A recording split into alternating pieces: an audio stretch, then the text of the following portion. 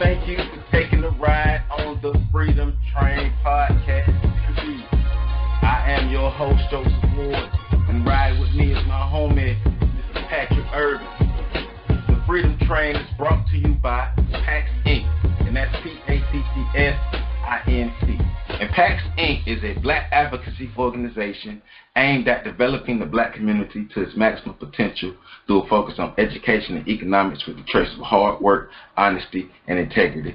For more information, you can visit www.pactsinc.org. That way you can peruse through the website, click on all the little tabs, read the information, see what's going down with PAX Inc., and see exactly what they have in store for the black community. That way you get first-hand knowledge.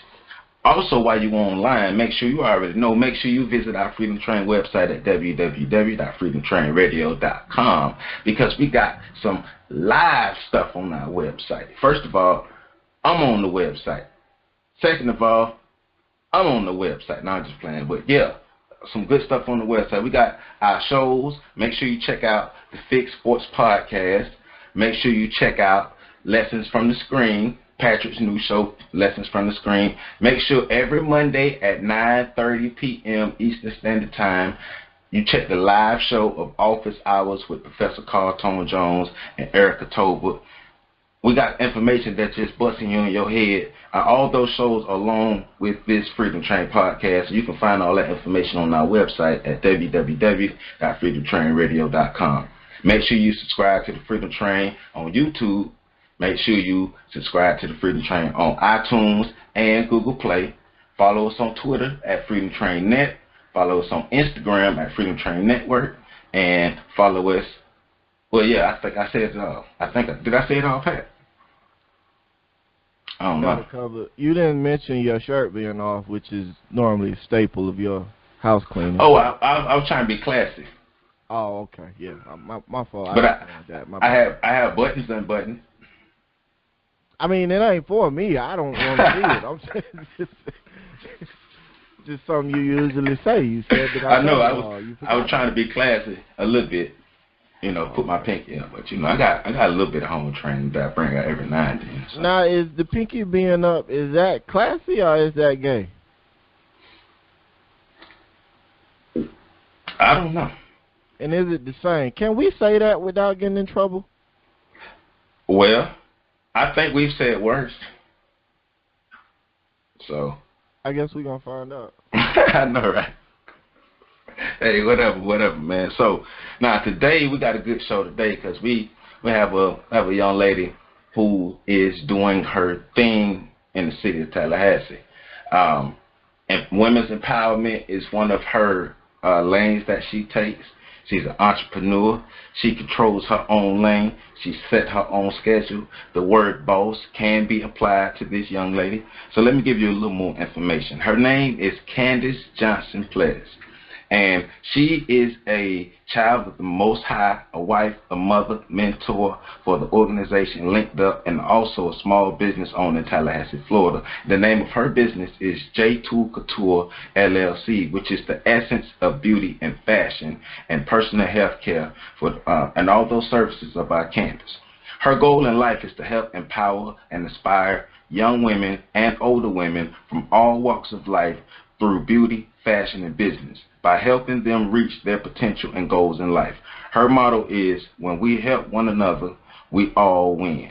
So I would like the man in the little shirt to make sure he bring out his card and get our studio audience ready. Give a round of applause for Miss Candace Johnson Ples. Thank you for coming on the Freedom Train podcast. Hey, how y'all doing? How you doing? I'm doing good. Blessed Can't complain. I know, right? I know, right? Hey, I got a question before Go we ahead. start.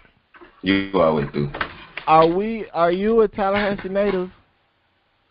I'm originally from Polk County, Florida, but I was raised here in Tallahassee. I've been here since like 91. I went to Appalachia Elementary School, Fairview for middle school, and FAMU High for high school. So I'm a native. I'm a native. You real I'm then? a native. You went to FAMU High. You went through the real FAMU High too. You real. Yeah, I went not the DRS, but the FAMU High, but not the DRS. They were transitioning to DRS when I was there. Probably like going into my senior year, my 11th, 12th grade year, they was transitioning to the DRS. Okay. Yeah. There you go, Pat. She got her stripes.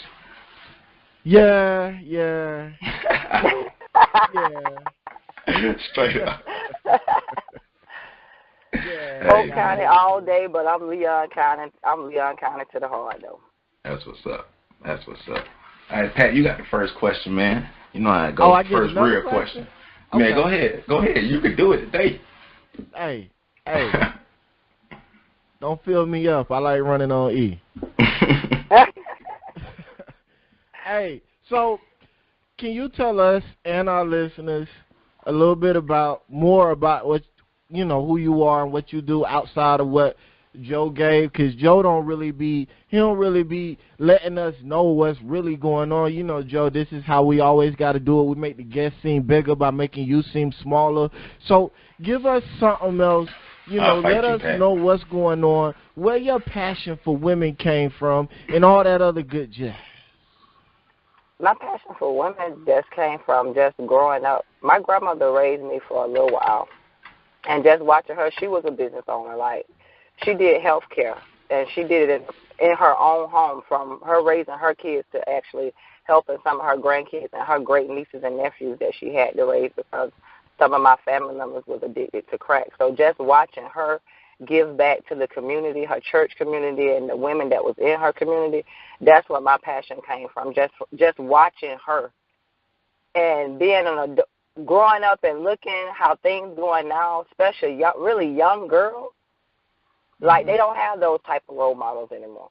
Their role models is what they see on TV, like Love and Hip Hop, stuff like that. So I just feel like, it's time for us to do a change. I have a daughter myself. I actually have 4 daughters, because I have 3 stepdaughters, and I have my biological daughter. And looking at them like, I got to be a role model to them. What a role! Like, we don't look at it like that anymore. Like, football players used to be my brother, them role model. But what about that parent that's in the home with you, that you look at and that you see every day? Right. That's doing something. And that's what I seen. I see my grandma doing that when I watched her, when I stayed with her. And even when I stayed with her and moved back to Tallahassee with my mom, I still had to go there every summer and help her with her business. And her business was taking care of the elderly inside her home. And majority of the elderly was women. Right. Shout so just watching that. I'm sorry, I wanted, because, the stepmoms, they don't really get a lot of love. When you said you had stepdaughters, shout out to the stepmoms out there who stepping in. The men get a lot of attention for taking care of somebody else's kids, but the women that do it don't really get that same amount of love. So when you said that, it made me think about that. And then you said she knew people that were addicted to crack? Yeah, like one of my cousins, which is my grandmother's niece, she was addicted to crack, and my grandmother had to actually, like, step in and take over her children. Like, her children had to come live with my grandmother the time that me and my brother was living there, because her mom wouldn't even take in the children. And this is my grandmother's niece, her brother's daughter. So when she even did that, just watching her do that, and she couldn't even take on these other 3 kids with still running her business and everything. But she did. That's good. That's powerful right there. Yeah, she did. Like, she ain't get no funding from the government, or like she did it. I got them. So did you? So that, I know that put that seed in you for being a business owner. So how long did it actually take you to start your own business, and not not because sometimes we may start other businesses, but how long did it take you to start like this business and the business that you really felt was the right one? Well, before I started J2 Couture, I actually been working for myself since 2004. Okay. And I started working I worked for Wendy's when I first graduated from high school while I was going to cosmetology school. And working from Wendy's, like, I finished cosmetology school, I did it, but I like literally lost the passion to do hair and everything at that point. And just was really going through life stuff, you know, boyfriend, child, just going through like real hard time in life. Mm-hmm. And I was like, I got to do something else. And the nurse and the CNA part came in one day talking on the phone with my cousin, one of my best friends. And that was something that I was already passionate about anyway, because that's what I did with my grandmother, taking care of the people that she took care of, and some of my great aunts and uncles that I helped take care of also growing up as a child. So I already had that passion anyway to cater to people, to help people, to want to be there for people, especially the elderly. Mm-hmm. And I ended up taking the CNA class. And the CNA class usually if you go out the library, it'll take you from September to December, but I did it in a month. Wow. Took the class for a month, did it in a month, aced the test, and I was working at Heritage. They ended up firing me. I was pregnant with my son. They ended up firing me, and I ended up working for this elderly white lady. And from there, I started being self-employed, working for myself, and I just continued. And I have not worked for nobody really since then except one other company, and I was still self-employed for them because I was contracted with them. And that's what started that. So with all that being said, came 2012. After I sat down, regrouped, went through life, matured a little bit more, children at a certain age, the passion for hair, like, that came back. I never stopped doing hair, but that wasn't what was taking and paying my bills. Like, every now and then somebody called me, friend, mama, auntie, somebody, okay, yeah, I do hair. But when I started reading, I started getting back into the industry just by reading stuff, going back to the hair shows and different stuff like that. And I started selling hair. That's when the big boom with the virgin hair came. And I got back into it by selling hair. Always had a passion for wanting to be the hairstylist that I know I was already, because I've been doing hair since I was a kid, like braiding my own hair and stuff like that. So I already knew. It just wasn't there because I guess it could have been just what I was going through at the time. Okay. But I got back into it, and one of my friends, talking to her, we had the same exact vision and me and her actually went to cosmetology school together, and she ended up moving, and we ended up reconnecting. And we started J2 Couture, and we based it off trying to empower women and young girls through beauty and fashion. She lost the passion and the drive. She didn't have the passion and the drive that I had, so I solely took the whole business over. And that's where we at now. And the whole cosmetic line came with my daughter. Actually, she inspired that because she came home in 2013 saying she wanted to start her own lipstick line. Mm-hmm. And when she started that, she actually had made samples because you could use crayons to make samples. And when she told me that, I started doing the research on it. And came 2015, that's when I finally decided, like, okay, I'm going to incorporate this. After I did all my research, got with companies and stuff and got samples in 2016, that's when I actually launched the J2 Couture cosmetic line. And really J2 Couture as a whole of essence in beauty and fashion. There you go. Ain't nothing wrong. But see, that's what's up, because you figured out what you wanted to do. You said F it, and you just did it, and you wasn't worried about what nobody else was saying. You was willing to go through the ups and downs, and here you are, still standing. So. Yes, and it's like, I tell people all the time, it's scary because you really stepping out there. As I say, I don't have a backbone. I don't have that 9 to 5 that I can go to. I have 3 clients that I still take care of with doing my nursing work. Right. But I'm still solely on my own with that, because if something happens to them, like, I don't get paid. Right.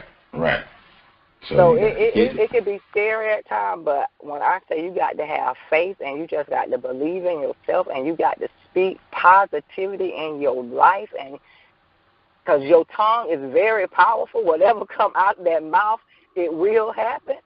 So I try to be as positive and try to watch what I speak over my life and my household.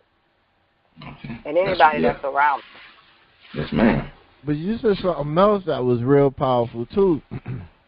You said you researched. And yeah, I researched. In my time, and I still do a little bit on the side, but in my time as a startup consultant, through the dozens and dozens and dozens of clients that I've had, I could count on maybe one hand. I probably had close to 100 clients. I can count on maybe one hand the amount of them that actually did research on whatever business they wanted to go into before I told them to do research. And that, like, for me, when you say you research, like, that stands out. That's extreme. Like, people don't understand the importance of researching what you're trying to do before you actually step out there and do it.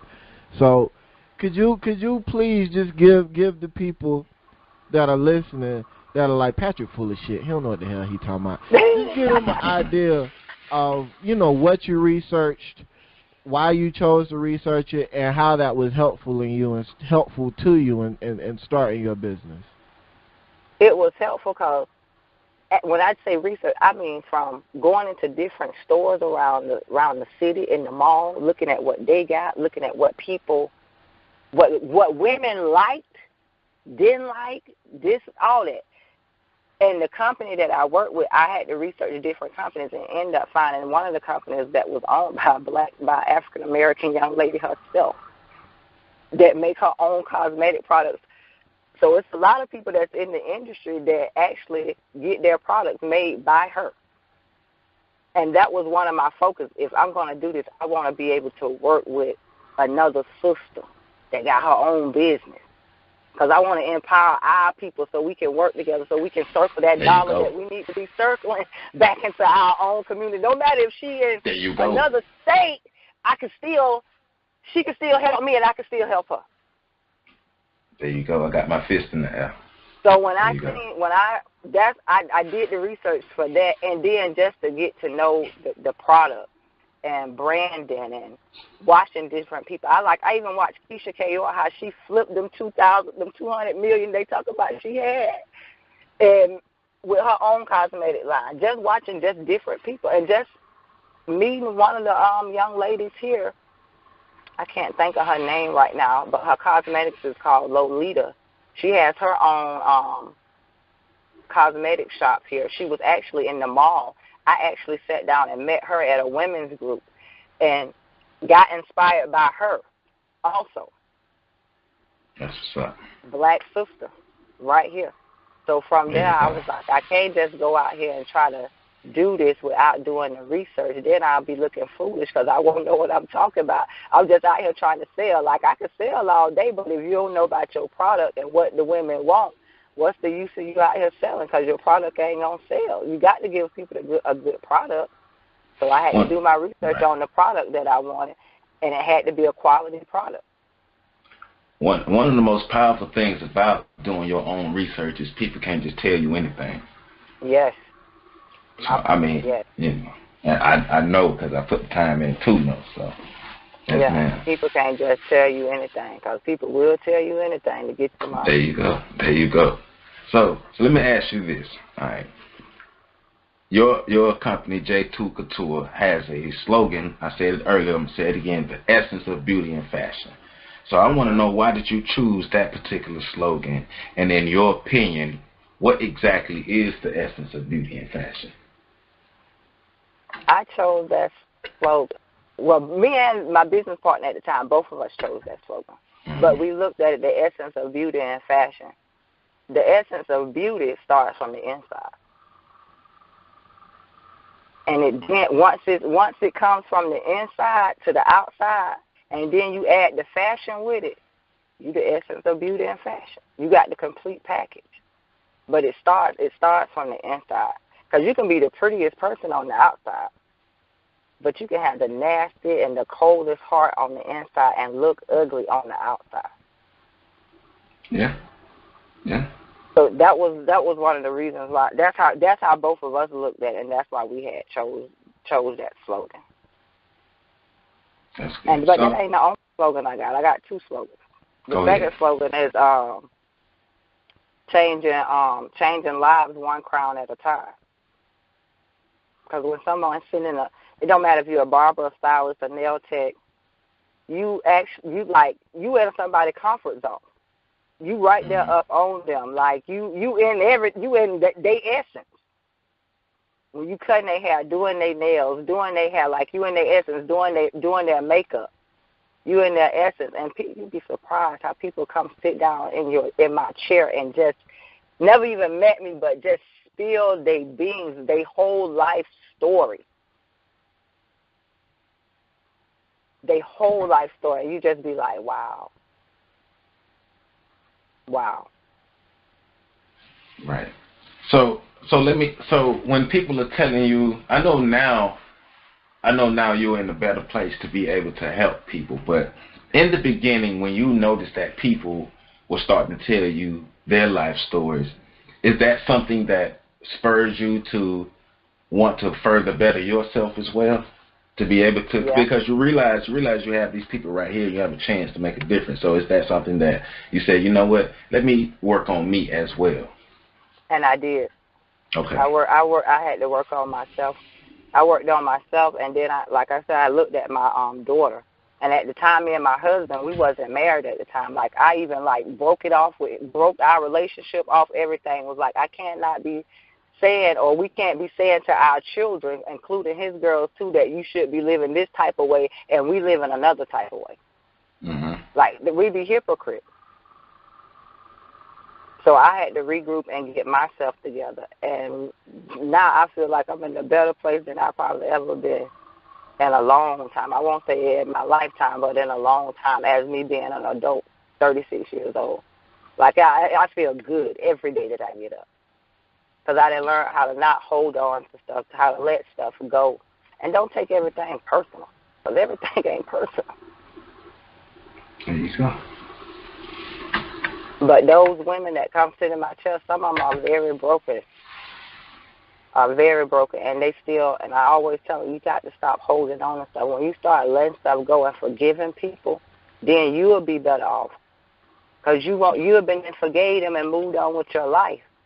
You harboring something, that person still has power over you.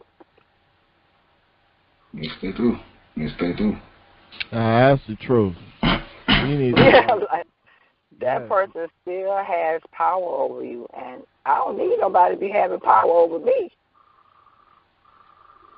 Yep. Moment somebody can, especially from a distance, control your emotions and your state of being.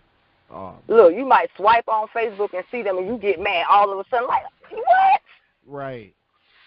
That's power over you. You know what I'm saying? Like, that's somebody that got some, and they don't even know that they got that control over you. Well, I'm not trying to ask all the questions, but I have to ask this one. Like, was it intentional in the beginning when you and your business partner sitting down? Was it intentional for you to combine women's empowerment with your business, or is that something that kind of happened over evolution? That was intentional for us to combine it with our business, because we was going to these as we started off getting the business together and going through all the steps with getting it licensed and all of that stuff. We was actually both of us together was going to these women retreats. Mm-hmm. Like when I say we did everything together, me and my business partner. We was going to church together, praying together, fasting together, like everything, and working on our business all at the same time. We spent so much time together. But we was going to those women retreats, and we was like, you know what? These women kind of sitting in our chairs. This is something that we can actually do for them. Because everybody, you got some women, they beautiful, but they don't feel beautiful. They think they ugly. Right. Because they done been beat down so much. Nobody ain't never told them that they was beautiful. And especially with our black women. Yeah. That's true. That's true. That's why we hold platforms like this, and we look to have the guests who can give messages like what you're giving, because we know people are going to listen to this. So the empowerment of our people of both sides of, because you know how people often talk about bringing the black family back together, but the man and the woman have to be empowered and inspired. You know, so that's why you know, people like yourself and others have to. Y'all need the platform is needed, so that's why people like us have to make sure we have it created and ready to go. So we got to be inspired. We got to lift our kings up, and our kings got to lift our queens up. Right. And I had a question. Now that you say that, it's off topic. Not really. Yes, really. Yes, it is, Patrick. Stop lying.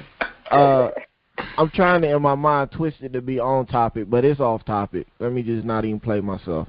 Does it still, because like you hear a lot of people saying that black women especially aren't told that they're beautiful enough, or beautiful frequently enough.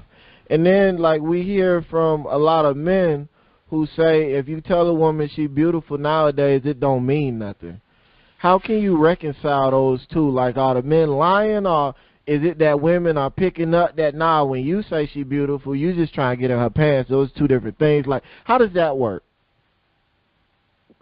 Well, that woman must just be immature.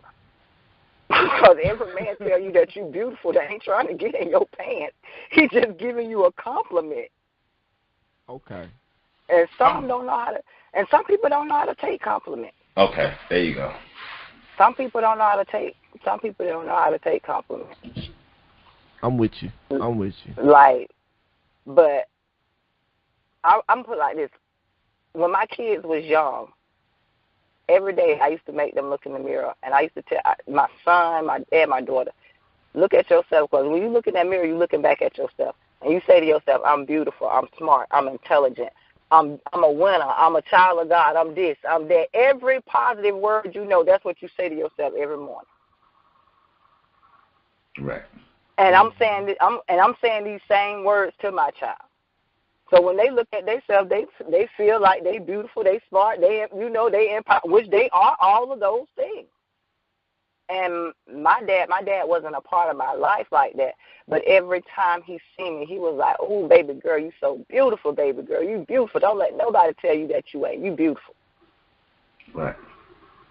And like I said, he wasn't a part of my life, but him saying that to me stuck with me. Yes, ma'am. So go ahead. We got to speak. We just have to speak it into the kids, and it started at home. But then it's like, if you don't got that positive person at home, like, what that child supposed to do? That's true. Be a negative Nancy. Yep. That's all they gonna know. That's just what they did. Yep. Mm-hmm. So let me ask you this about J2 Couture, because in reading about your business, I come across some of the information that was saying in the beginning you were providing services to salons. I don't know. I was working in the salon. You was working in the salon, okay. Yeah, I was working in the salon. So from your time working in the salon to your time running your own, what were some of the lessons that you learned that helped you build your business, be able to not just build it but sustain as a business owner? I didn't work in two salons. The first one, it was right straight out of cosmetology school, over off of Ballard Street. Develop, that was the name of it. Develop, with Mr. Harrell. Mr. Harrell, I call him old school barber. They know old school barbers. They know how to do everything with the blade, with the razor blade. Old school, they don't do that now. Everybody use the clippers and the tape. But working there, watching them and the things that they did, I seen not taking care of the salon really like they should have. And it was an old salon, but I knew, like, okay, no, I don't want to just be set up my business anywhere. My thing is, I want to be luxury. I want to be able to cater to everybody on a budget, but I want to be upscale. Nice, but affordable. Once I got to the second salon, which is actually one of the ladies, the reason why I actually went into hair, I don't know if you guys know Marva Thomas, Marvelous Hair Salon. She used to be over there across from the post office, like in the early 2000s, late 90s. If you know T-Pain, that's his auntie. I'm going to put it to you like that. That's T-Pain auntie. Okay. So watching her and Miss Diane that owns the Essence Beauty Salon, watching them as a little girl sitting in the shop, that's where I got my experience from, watching them and the do's and don'ts that they was doing. I know I didn't want to really be a salon that paid that the people come, the stylists come in and they pay booth rent. No, I want everything going to the register. That's how I'm going to build my business. That's how I'm going to be able to have a chains of salons. Mm-hmm. I know I didn't want to just it's a lot. I mean, being in the beauty industry, it's a lot. Like, you have to actually go and sit in a salon for a week and see the difference. Because it's a difference between the black salons and the white salons. I mean, totally different. Yeah, it is. But we all go to school and learn the same thing, but, I mean, it's a totally different atmosphere. Even with the style, the hairstyling that we do is totally different. Mm-hmm. As one white stylist said, she said, y'all black stylists, that's a whole nother business. Oh yeah. She was like, y'all just so unique with what y'all do, the caps and the sew-ins, even though they've been wearing weave all their life too. But they've just been clipped in. They don't know how to do all these unique styles that we do, but they learn it now because now they're teaching the stuff at the school. All right, so not to cut you up, but I got, because you just said something. You know, I'm just not learning about weaves and stuff, and I do have a lace front question a little later because some of them disturb me. Some of them disturb me. You know what? I'm gonna ask my lace front question now. Lace front. Cause you do have. So do that little front tape part look like you could pick it up and pull it back? Do that front tape part supposed to be shown on the good one? And how do you know the difference between the good one and the one like? Cause I be seeing girls with, and you like if I can look at it and tell it's a lace front, does that mean it's good or bad? That's bad. Okay. Because you don't supposed to with weave, as they call them, the weaveologist. A weaveologist, you ain't gonna know that person that got that weave in the hair that's actually weave or a weave. Okay. But when you see that bowl going around the front of their face and it ain't taped like you get your edge taped up. Yeah. And the hair ain't taped like that, then yeah, that's a bad front. That's a bad lace front. Right. Okay. Because it don't look natural. Yeah. See, Pat, I told you. Told you I right about them lace fronts, Pat. I told you. You told me. I already knew this. It was fake. It was bad. Yeah, it don't look natural. They be jacked up. I be wanting to say, ooh. Because it's like, who did that to you? And both of y'all agreed on that? Sometimes they done it themselves. You know, like, the industry has changed so much because of YouTube. Right. So, like, people now go on YouTube. It's a young lady that graduated from FAMU that's on YouTube. Now, this girl has not been to school. She self-taught herself everything that comes down to doing hair. And I won't even say, self-taught and educated herself, too, because she educates herself and she does her research on products and stuff and comparing products and everything. But she got more clientele than a lot of us that's here in Tallahassee that's licensed.